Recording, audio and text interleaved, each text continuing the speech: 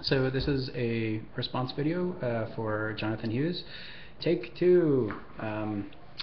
First of all, great retelling of Leopold's land ethic. I like that you bring up this idea of how possessive people are, that it's their environment and they can use it as they want. That's part of the nature of our current culture. I think that's a good thing to get into and to touch upon. I would have liked to maybe hear an example of, if you could think of one, of how that plays out currently. But I do, I absolutely agree with you, and I think that's an important point. When you talk about the Agyeman reading and the San Francisco plan, the holistic nature of it and how important it is to get people involved, absolutely, it's getting people to have investment, I think is the word you used, is a very important thing, and not something that's easy to do. You're right, it is not easy. The McDonough and Brungart reading, the idea that we shouldn't just accept or minimally reduce things as they are is absolutely key. It is a way of life, and the fact that there's, I think you were describing what I would call this kind of reciprocal relationship that we have with our environment, between us and our surroundings and other people and all of that, and that a lot of people don't really see that or don't live in a way that they're really allowing for that to play out, or that they're not perceiving that that's going on around them, and that's extremely important. Again, some kind of illustrative example would have been really great there to kind of bring that home. Great point on entitlement, on American entitlement. That's a tough one, and I think that we see that in the Agyeman reading when we look at during the George W. Bush administration, this idea that the problems are somewhere else. We do have that kind of entitlement at times that, oh well, but we're the United States. We don't, why don't we make everyone else do stuff instead? So a good point on that. Mentality is very important, and as far as you're getting into this idea of different cities having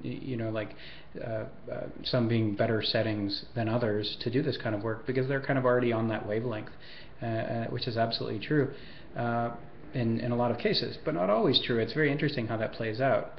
San Francisco has plenty of poverty and plenty of other issues going on, but they do have a pretty large number of rather progressive, wealthier people there. Kind of a pretty good group. So this sort of thing can move forward. One place that I've lived for a very long time is Santa Fe, New Mexico, which has a very large progressive population as well. It's almost like a mini San Francisco in some ways. But I always found it very odd that recycling didn't really work out very well there. I mean, it's kind of functioning now.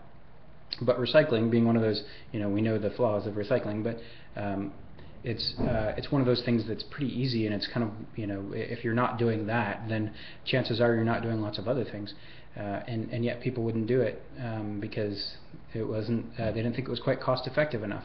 And for people that claim to be that progressive and interested in the environment and kind of enlightened in certain ways, for them to say that the bottom line has to be money, I always found very strange. So there's, it's a tricky thing. Sometimes even having people who kind of claim as part of their identity to be sustainable don't even really do the work behind it. So great points you're bringing up, thought-provoking. That's why I'm rambling about it. So you kind of ended talking again about McDonough and Brungart and the idea of doing good versus less bad.